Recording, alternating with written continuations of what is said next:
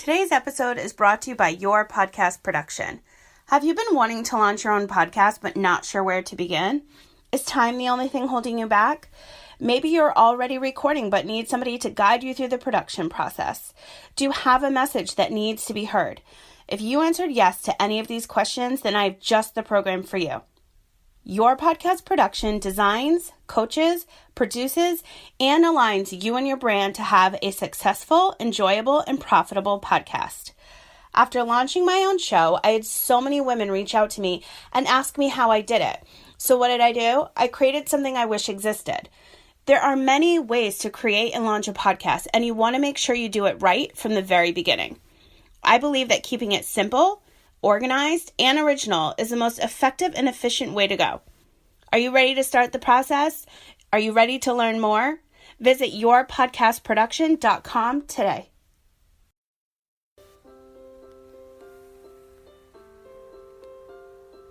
You're listening to the Happy Workaholic Podcast. I'm your host, Kellyanne Gorman. This show was once about business, LinkedIn, and my life with an autoimmune disease. And then one day I found out I was misdiagnosed, so I had to switch things up a bit. Life is so short, and when you're given a second chance, you better believe I'm going to take it, celebrate it, and share it with you. I'm on a mission to help women take their business and life to that next level they deserve to be at. This show is intended to elevate your mind, upgrade your business, enhance your life, and become part of a positive and uplifting community. Inspiration, motivation, and determination are what got me to where I am today, and I cannot wait to share these amazing stories of other female entrepreneurs who will be featured on the show. If you have a story or brand you want to share, send me a message on Facebook and Instagram today. You can find me at The Happy Workaholic. I would love to connect with you. Do you want a live chat during this episode? Make sure you're listening on iHeartRadio. I'm here to remind you to work hard, stay humble, follow your dreams, and never, ever give up. Thanks for taking the time to subscribe to the Happy Workaholic Podcast. And now let's get into today's show.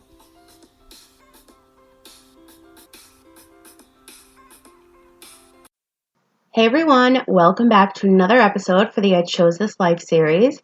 Today you get to hear a conversation I had with Sarah Ordo. Sarah is a makeup artist, she's a YouTuber, she's a coach, a self-published author, as well as a podcaster, and she is also sober as fuck. I'm so excited to share this conversation I had with Sarah with you. Let's dive in.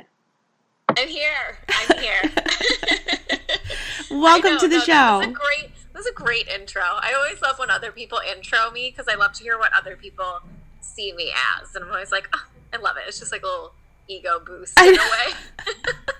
What did I forget? I know you have so much going on. Oh gosh, I think you hit everything. I think you did. I'm a self-published author. I am a coach. I am a makeup artist. I own a business here, doing hair and makeup in Detroit. I have YouTube. I have a podcast. I think that's everything. I love that you do it all. There's a lot of women that, work online and they're afraid to, everybody's saying you need to niche down and focus on that one thing. But, as myself, we're our brand. So we're having, building extensions of our brand. And I just love that, you just go for all of it and it's all working out. And it's just so inspiring for other women that follow you online. How did you start doing what you're doing? Was makeup your first? Yes. So, first of all, just to go off on your niche comment, I fucking hate the niche thing. And I talk about it. I do too. I hate it so much. If anyone follows me, they already know that because I post all the time. You don't need to fucking niche down. I think business and advertisement wise, yes, you're targeting a customer, but in your life, I don't think anyone should limit themselves to one thing because we all have things that make us unique and different, and that's what makes us who we are. Mm-hmm. But yes, I'll get back to the question now. I won't go off on a rant about niching on this episode. Oh my God, yeah. I could. But no, I actually went to school. I have a bachelor's degree in early childhood. And I was teaching preschool, and I decided I wanted to get my cosmetology license.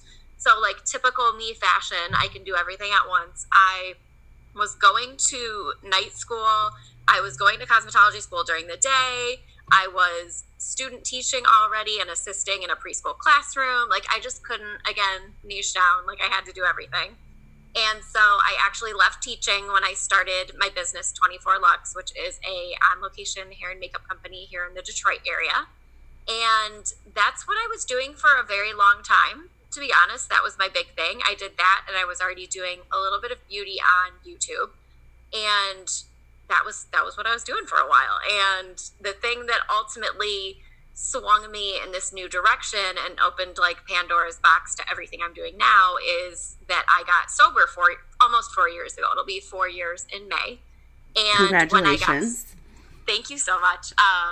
But yeah, once I got sober, the first thing I did was I started like blogging about my sobriety, and it was kind of therapeutic. Like, it helped me a lot to kind of write everything out, almost like journaling publicly.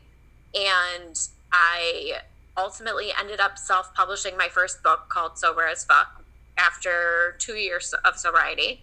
And then from there, Sober as Fuck I didn't even know if anyone was going to buy it. Like, I didn't know if it was going to be good. I had never written anything before. And in the past almost 2 years it's been out, it's just grown into something I never thought it would be. And it's led to all my other self-published books I've written. It's led to my podcast. It's led to the Facebook groups I run. It's led to more variety on my YouTube channel. It's led to coaching. It's kind of led to like everything. So I can definitely credit it all back to my sobriety and the big life change that I had to make. Now, I actually was talking to somebody about this last night. When I got diagnosed with an autoimmune disease that apparently now I don't have, right away, I went on Facebook Live, and that is so not like me, but I was like, I need to help everybody else. Like, that's just, I went into like go mode. Like, this has to be shared.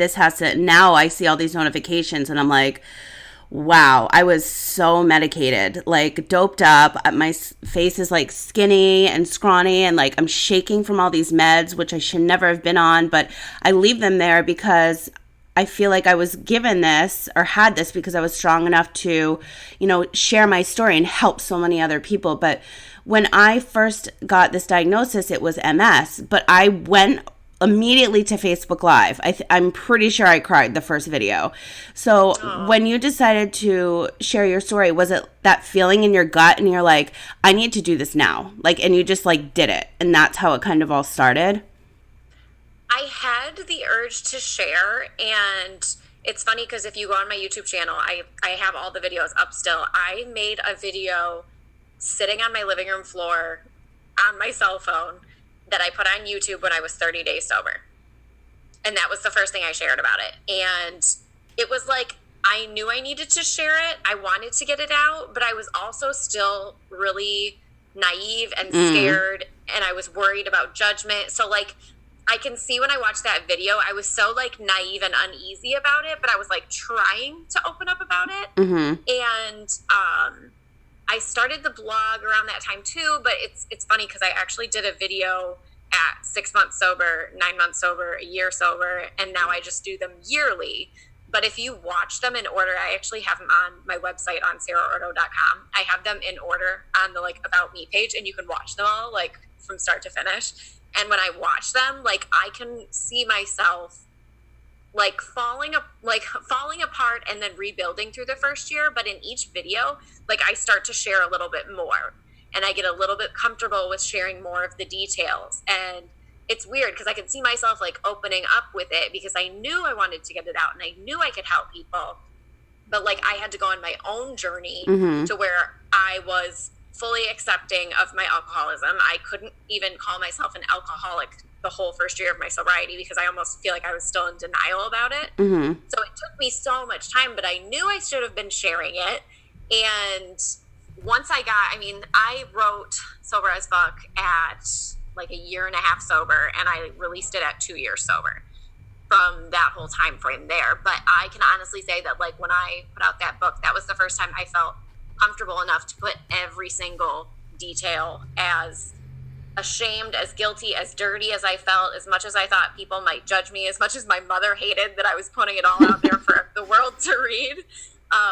Once I did that, it really solidified for me and reassured me that it was like you should be doing this because of the response I got from it. And so many people started commenting and sending me emails and DMing me and connecting with me and just being like, oh my God, like I was exactly like you, or I am exactly like you. I went through the exact same thing. And then once you see people start to connect to what you're putting out there, kind of like you said, you were getting all these notifications. It's like, holy shit, people want to know. There's people that need it. And you realize you kind of have this almost like duty. If you're given something that you go through that's difficult, if you're given something that gives you a story that could help others, I feel like you're almost somewhat obligated to kind of like take that on and share it to help people. It's just so amazing. Like, do you ever have, it's so amazing what you've done. And somebody last night asked me this question. We were talking about when I started putting my videos out and just being more vocal about being sick. And they mentioned something about like being proud. Are you proud? And I'm like, what do you mean am I proud? Like, are you proud of what you've done? Like all these people, like you're helping all these people. So do you ever step at, and I never think of things like this. I just think it's like my goal in life. Like I need to just keep going and sharing my story so that I can help others. But have you ever stopped and like thought about that? Like how proud of yourself you should be for one, accomplishing everything that you've done, but two, like helping all these other people. Are you like me where you're like, just keep going? I'm working on it. Yeah. I'm one of the most like, and so many people that meet me tell me this. They're like, it's almost like I don't, and I'm working on it because I know I need to get better at it. But sometimes I like almost don't give myself credit for all the things I do. Yeah. And I think it's just because we're on autopilot and this is what we're doing. And we're in our little bubble where we, you know, create all our content and everything.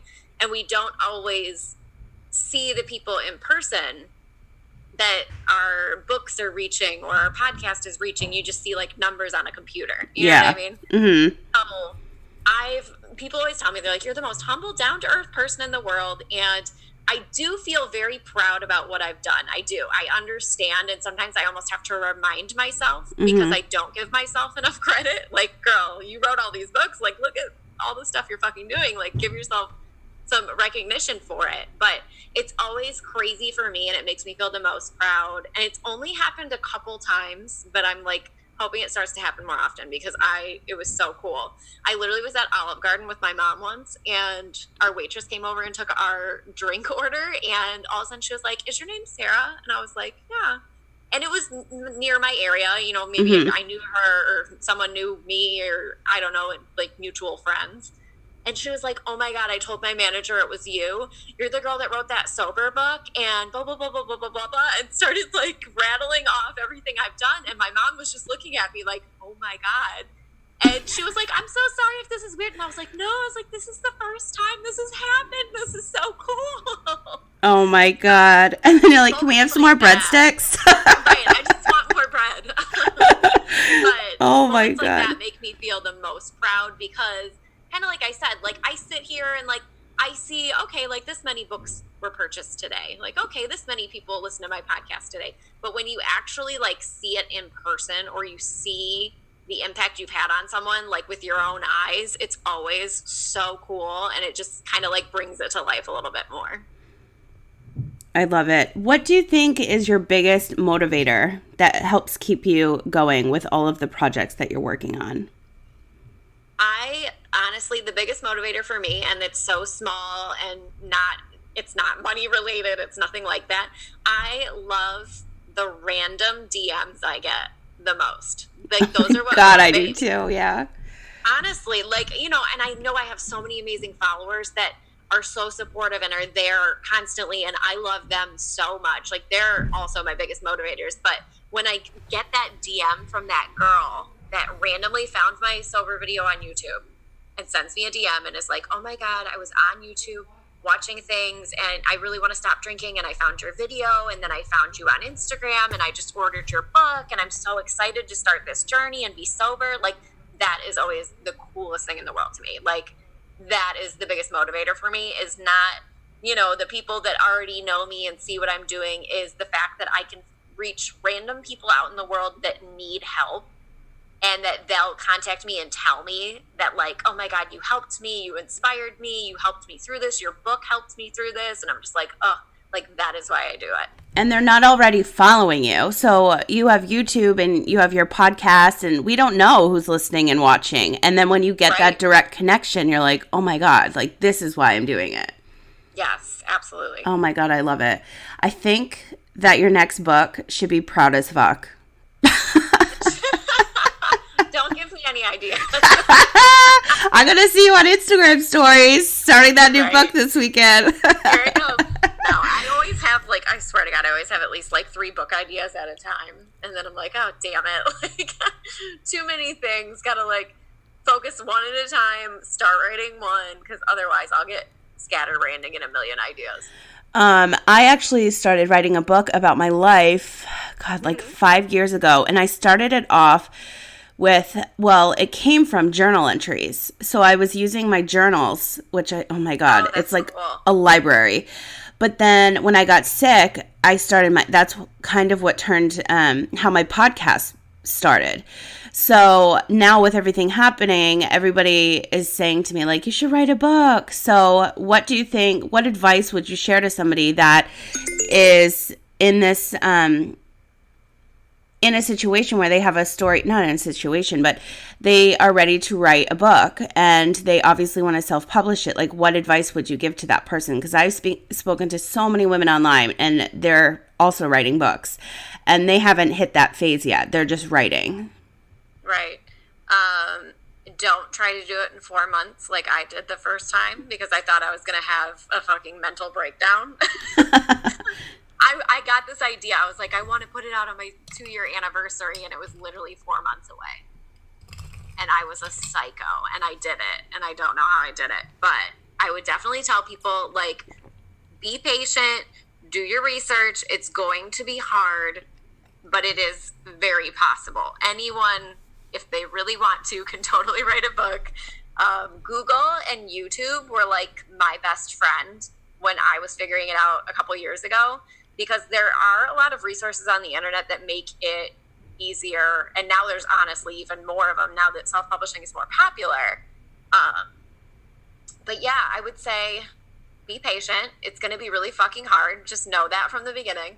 But, you know, pouring all of yourself into a book and being real and raw and authentic and having people purchase it and actually want to read your story and tell them or tell you how much they enjoyed it is one of the most fulfilling things you'll ever experience.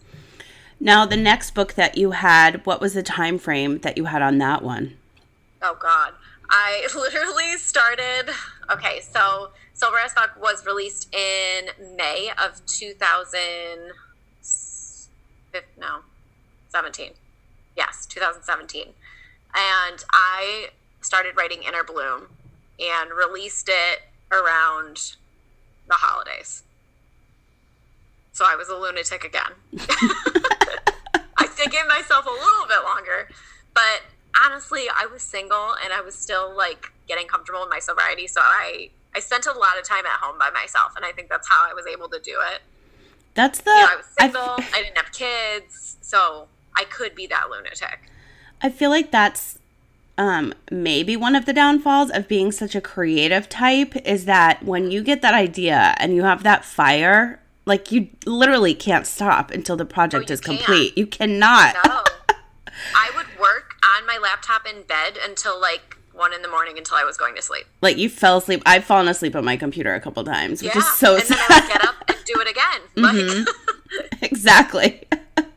Yeah. I just did it this week, and I'm like, I came to sunny San Diego for my sanity to get out of Vegas, and why am I not on the beach doing my workout? And now it's raining. Like, I was so mad at myself. And you get into that rut of just, like, staying at home and, like, because you're obsessed with this because I'm working on a new project, and you just get into that mood. And I'm like, no, it's going to be so much better if I get my ass outside and get some vitamin D and, like, come back to the project. I always feel myself, like, going into that rut every now and then when I start something new. It's so hard, especially like when you just start something. So thank you for sharing about all of the book information. Now I want you to talk about YouTube, because I know a lot of people have so many questions about YouTube, how you started, like how long it takes you to create a video. And I know that you are all about the products, as am I. Like, I've seen a couple of your videos, and I love, actually more than a couple, but I love when you share what you are using, like a real, true, authentic video where it's not, I'm just sharing this video because I'm getting paid all this money. Like, women respect you. And as somebody that does makeup and is, into beauty and skincare, like, I love that your videos are so real. Yeah, I love YouTube. Like, I have been making YouTube videos for over 5 years. And I always like to tell people that because I just this year, or no, it was at the end of last year. Yeah, at the end of 2018, I'd been making videos for over 5 years consistently, and I just broke 10K. Like, it took me that long of consistent videos, and I know that's discouraging to a lot of people, but the thing with YouTube is you've got to be consistent, and you've got to do things that make you stand out, because it is such a heavily saturated market on YouTube, and there's a lot of people making, especially beauty videos. Like, there's millions of people on there making them. But I really love YouTube. I love putting a visual to things. So many people love watching videos, and I think a lot of people do like my channel because being at 10K, like, that's a decent amount of people that are watching my videos, and I'm not being paid or being sent stuff all the time. Like, I am not at that level at all. So that's why I like making them, because I'm like, this is a real person. Like, obviously I'll use affiliate links, which, like, Amazon affiliate links, you make like change off of a click. Like, you're not making dollars or anything. But YouTube's just so fun. I tend to batch film them because, like, this is so funny. But now that I'm 30 and I don't work outside of home as much, like, I rarely get ready. So on days that I do my makeup, I tend to try to film something. That's what I used to do when I did a lot of lives for different coaching. Yeah. I had like 8 different wardrobe changes, and I'm like, I'm gonna bang them out today because my face is on. I would literally change my top. I would have sweatpants on the bottom, and I would literally change my top for each video. I just did it last weekend. I did 3 videos, and I wore a different top for each one. Because it was like, hey, I'm not filming these all in one day, but I really am. I know. But everybody does it now, though. But it's like that's true. The reality. Everyone does. Yeah. So I tend to do that. Editing is a little tedious, but once you learn how to do it, it's pretty simple. And I probably should start outsourcing soon with all the things I do, but I don't outsource anything. So I do all my own editing. I make my own thumbnails. I do all my own codes and links in the description bar and all that. I literally do everything myself, which there's a lot of steps to it. But if you're dedicated to it and you enjoy doing it, like, I actually think it's fun doing YouTube videos, and it's different for me. So I really enjoy creating those videos. And I feel like back to being a creative type, that it's nice to get off one platform and do another. Like, get off producing your podcast and get on YouTube, and it really breaks it up, especially in your brain when you're trying to. It switches it up a little bit. I get bored if I do the same thing for too long. So it definitely keeps me switching things up. And the fact that I still do, because my channel started as beauty, and like, everyone knows me as like an author and everything now, but like, that's what I started as, was like doing social media beauty stuff. So it's fun to go back there and still have that beauty aspect to kind of make things a little different and fun. Now, when you're off the clock, which is like so rare for us, right? When you actually take the time off, I know that you love your dogs and you're at home and you're relaxing. What are some of your favorite self-care routines? Like, are you a mask person, bubble bath person? Like, what do you do to truly relax? I love bubble baths. I love cooking for myself. I love cooking. A lot of people I know hate cooking, but I love cooking. I love it too. I cook dinner for Andrew and I like at least like 5 or 6 nights a week. Like, I love cooking. I love healthy food. I feel like it's not only like, feeding your hunger, but like you're nourishing yourself. So I think cooking and eating well is a self-care act for me big time. And I also love reading. I love watching YouTube videos. I love getting in bed at night with my dogs, like such a grandma. But like, I love getting in bed early with my dogs and like watching a movie or something in bed. Like that is super relaxing to me. I have to have like my salt lamp, my candles, all those things on. And then travel is another thing that people might not think is self-care, but I love traveling and I consider it a form of self-care for me as well. Oh my God, I love traveling. When do you think, I know you kind of touched on this briefly about Olive Garden, because shout out to Olive Garden. Yeah. Please send us breadsticks. Yes. Sponsor this episode. We'd be in such trouble. Oh my God. When was it when you had this, okay, I chose this life moment? Like, when did it hit you? Like, oh my God, this is why I'm doing what I'm doing. Honestly, it was after Sober as Fuck was published, for sure, that when people really started to respond to it, and because I honestly kind of went into it like, well, I'm going to do it and see what happens. Like, I wasn't expecting everything that's happened to happen. Like, I was just kind of going into it like, well, I wrote a book. That's really cool, and I'll be able to say that. But I think when I started seeing the response and the connection it was getting, it was very reassuring that it was like, no, this is what I'm supposed to be doing. This is what I'm supposed to be sharing. This is why this all happened. Because I had a very traumatic experience for why I got sober. And, I was very like, oh my God, why did this have to happen to me? You ask yourself those questions.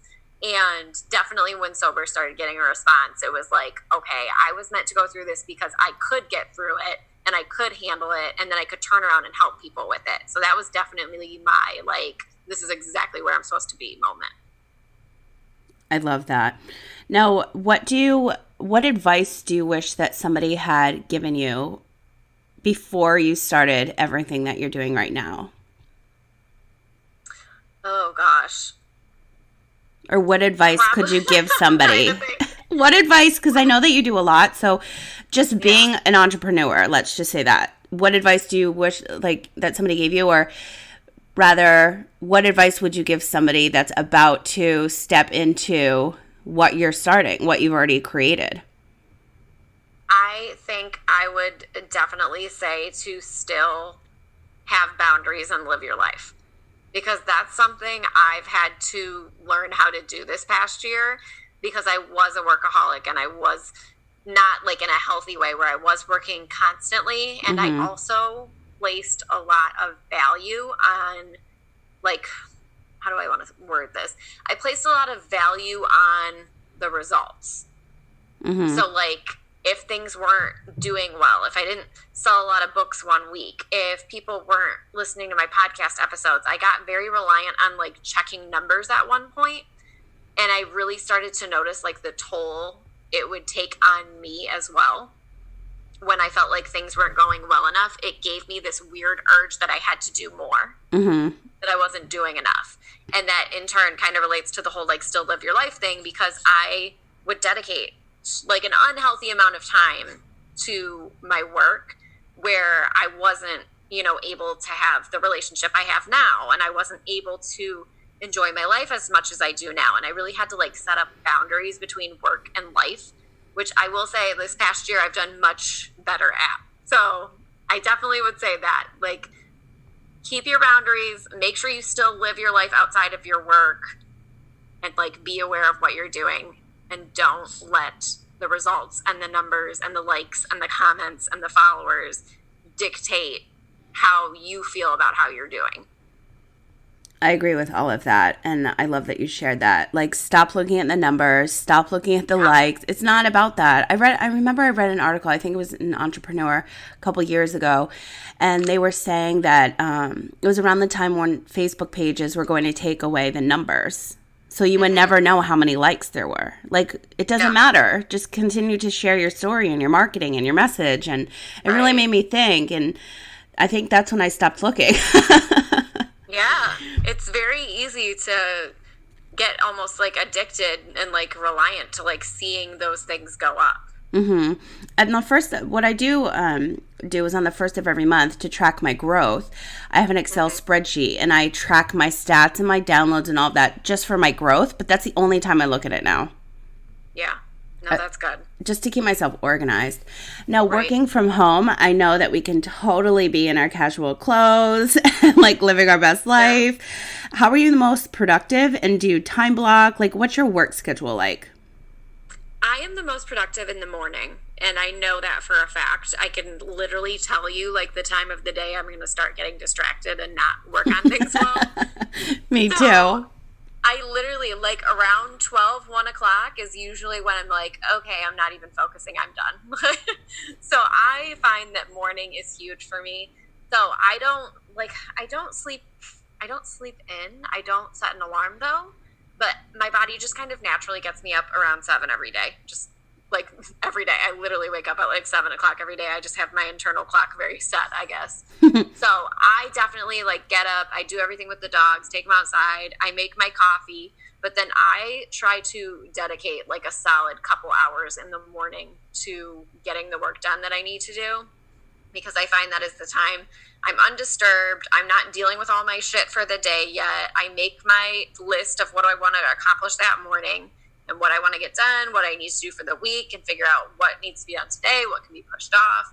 But I'm like a huge advocate for morning routines. Mm-hmm. And I really, really think they can be really impactful. And it's so funny because I have been thinking about doing some kind of mini like workshop challenge online about them, and I feel like everything I've seen this week has been about morning routines, so I feel like that's my sign from the universe that I need to do that and share it with other people. Oh my God, for sure.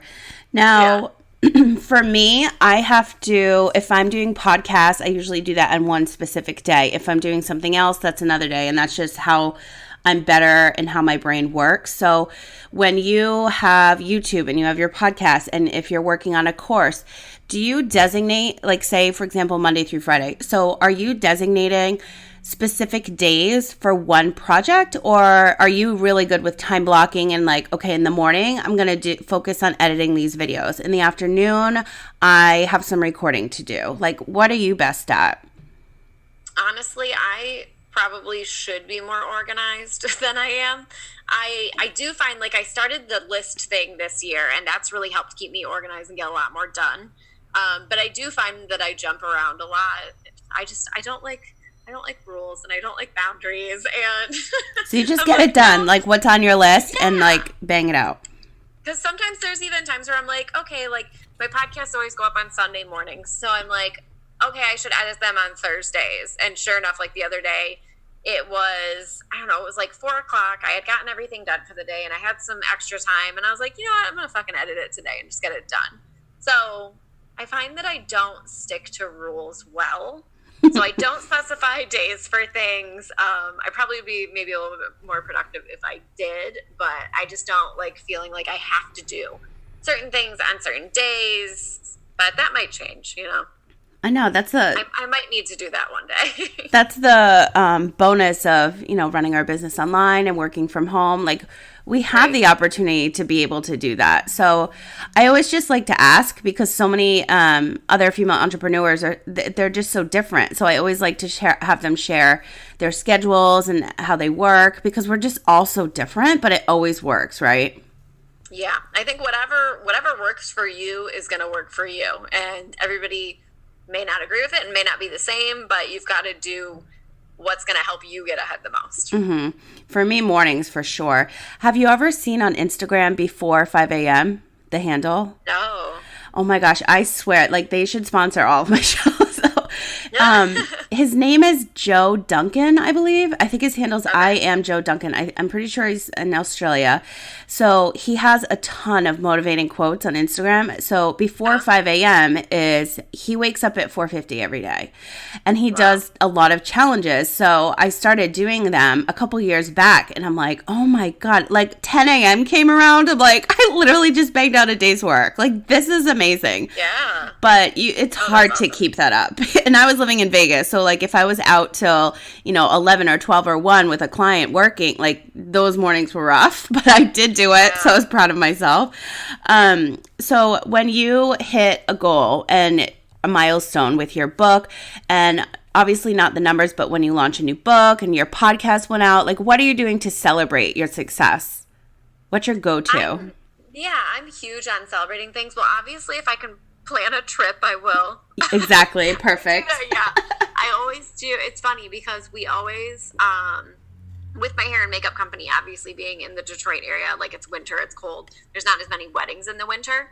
So Andrew and I will always actually try to do a trip for like his birthday, my birthday, around my sober anniversary. And then a lot of times I will try to plan like a little trip or something if I just published a book or if I did this, kind of like a little celebration type thing. Like, okay, I'm done. Let's go take some time for us now and go do something fun and have some time off. So I definitely try to do travel when I can, but even if I'm not, I'll try to do, like, let's go out for a special meal to celebrate. I'll give myself some time off. Like, you know what? I'm not going to write for a couple weeks and I'm going to let myself like just kind of chill a little bit more in the morning and give myself a little break after everything. But I would say those are probably my big go-tos. And we never really give ourselves those breaks, do we? We try. Like we're on a trip to celebrate something and I'm there like on my computer. Like I'm just going to check these real quick. And then like 2 hours later, you're like, okay, I'm getting off, I promise. Right. Now, what are you currently working on right now? I know that you had an event and you're doing some kind of a course. Can you share that? Yeah, so we just did our first live event, myself and another coach that lives in the Detroit area. Her name is Stacy Hassan. And we did a self-love event for Valentine's Day. So we did a live Galentine's Day event here in the Detroit area. And that was my first live event I've ever done. And it was absolutely a blast. We had a bunch of amazing girls come. We had a lot of amazing conversations. Like the girls were talking about the things they struggled with. Like it was a really cool experience. We had a little photo area. We had food and we got to kind of meet and mingle with people that follow us online that maybe we haven't met before. So we did that. And then I have so many followers that aren't local just because of my books and everything, that so many people were like, oh my God, I wish I lived there. I wish I could come. That I told Stacy, I'm like, hey, like, let's do an online version of this event and we'll do like a 3-day Facebook version of it. And so we did that too and got a ton of girls in that one. That one was super fun too. So her and I are already kind of brainstorming doing another live event, online event together combo thing again. Probably in the summer. So we're talking about that already. I'm obviously still doing like YouTube and podcasting all the time. And I am thinking about that morning routine workshop course thing. So that's probably going to happen at some point, but I actually am currently writing again too. So I have started another book. That is so exciting. You have so much going on. I know. It's a lot. But you wouldn't have it, hard. And you wouldn't have it any other way. I honestly wouldn't. We're so lucky to be, living our best lives and running businesses online. And the one thing that people sometimes don't understand is that it can be so lonely when, at least you have Andrew, but for us single ladies, sometimes we're like at our house, like glued to the computer, and people don't realize the time and money you invest in building a brand and a business. Time especially, and our time's worth a lot of money, and it can be really lonely. So when you finally have that like human interaction, and when you meet somebody that follows you, or I just feel like there's so many of us right now that are craving that connection in real life. Yes, yeah. And that's why it was so cool to do that event. Because like you said, like I spend so much time talking to a microphone, talking to a screen, talking to a recording, you know what I mean? My phone, and it's very easy to lose that. And I do have Andrew. I was single for a very long time before him though. So I can definitely relate to that because it was like especially getting sober, I think that made it even worse for a while. And I had a really hard time with it for a while because it was like, okay, I'm not going out anymore. I'm staying home. I'm working on things. Like I had very little interaction except for work when I was still working outside of the house. So yeah, getting to meet and connect with people I think it's so crucial because we spend so much time as entrepreneurs in the online space, talking to our phone, talking to a podcast, talking to a video. But when you get that opportunity to actually connect with and meet people, whether it's locally or whether you go travel for a live event, I think it's so crucial because I think it can get very lonely and you can start to miss out on like actually like spending time with girlfriends. Like you'll just be sitting at home. That's something I do try to do though. I try to make plans with my friends that live around here. Like, hey, let's go get brunch. Let's go get dinner. Or I love hosting. So a lot of times I'll have like, let's have brunch and everybody bring a dish. Or I'm going to get pizzas. Let's have like girls' night in sweatpants. And those are the best nights. I love a theme. I love a theme. I love an event. Oh my God. Themes and events I produce events for a long time and I love a good theme. I threw my own 30th birthday party this year. That's amazing. I decorated. I did everything. That is so amazing. I'm 40 now. When I was 30, I was traveling for work, and so I had a party. I'm originally from Rhode Island, so I had one in Rhode Island, I had one in Miami, and I had one in LA. I was like 3 for 30. That was the theme. I'm like, hashtags didn't exist back then. But it was 3 for 30. I need 3 parties because I'm 30. And I did the same thing you did. Yes. Like literally, Andrew and I went on a vacation. We went to, what else did we do? I had a celebration with my family, and then I had a celebration with my friends. Like I literally did 3 things for 30 too. Yes, so good. You have to. Yeah. You have to do all the things. I know. And I didn't really go big for the 40th. And like, I feel like 5 years ago, I'm like, I'm going to Cabo. I'm having like all this stuff and happen. And it was just so low key. And I kind of liked it like that. But I feel like this year I need a travel trip for sure. I love scheduling trips. It's like my favorite thing in the world. I know. It's I look forward so to them so much every time. Now, where can everybody find you on social media? And by the way, all of your courses, your links, ladies listening, everything is going to be in the show notes. So don't forget to check that out. But where can we find you online if for some reason somebody isn't already following you and they need to? Yes, you all should come say hi and follow me. Let's be friends. So I'm on everything under my name, Sarah Ordo, YouTube, Instagram, all that. You can actually go to sarahordo.com and everything is linked somewhere on my website. So that's a very central location. All my books are on Amazon, Kindle, barnesandnoble.com. Then my podcast is called Her Best Fucking Life on iTunes, Stitcher. I believe it's now on Spotify, and it's supposed to be getting on iHeartRadio soon. So ooh, congrats on iHeart. iHeart, you can live chat. Oh, really? I didn't even know that. Mm-hmm. It took me 3 months to get on iHeart. I pitched them for 3 months. And the great thing about it is that when our listeners, ladies listening, you can chat with us on iHeartRadio. So there's actually a Facebook plugin. Know that. Yes. I'm so excited. So that's awesome. I submitted it. I'm still waiting. So I'm hoping it's going to happen soon-ish. We'll see. Okay, let me give you some quick advice on that. Don't wait around. I waited for so long. So have you checked? Because I checked Google and boom, there it was. And I'm like, nobody even got back to me. It was at least a month ago. I probably should check. See, I'm not on top of my stuff. No, check. I bet you're there. And it's so fun. Yeah, you'll have to check.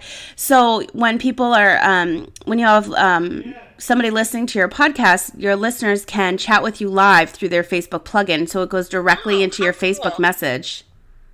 That's awesome. I know. That's so amazing. Yeah. Sarah, thank you so much for being on today's show. You're such an inspiration. I'm so glad you were able to come on and you shared all of your input on everything being an entrepreneur and why you chose the life that you're living. Thank you so much. Yeah, thank you for having me. This is so much fun. Thanks again for listening, you guys. I'll talk to you again soon.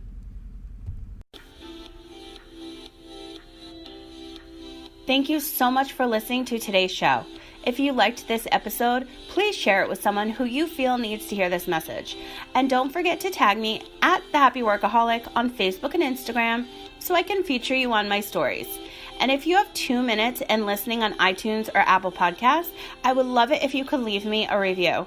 Those messages mean so much to us podcasters, and they really help me create more of the content that you'll love. Want to continue today's conversation? It's simple. Head to Facebook and search for the Happy Workaholic Network Facebook group. Answer the questions and you're in. For more information on myself, coaching programs, weekly newsletter, and more, visit thehappyworkaholic.com. The Happy Workaholic Podcast is part of the iHeartRadio Podcast Network. Be sure to follow the Happy Workaholic Podcast on iHeartRadio or subscribe wherever you listen to podcasts. I hope that your day continues to be happy, healthy, positive, and productive, and I'll talk to you again soon.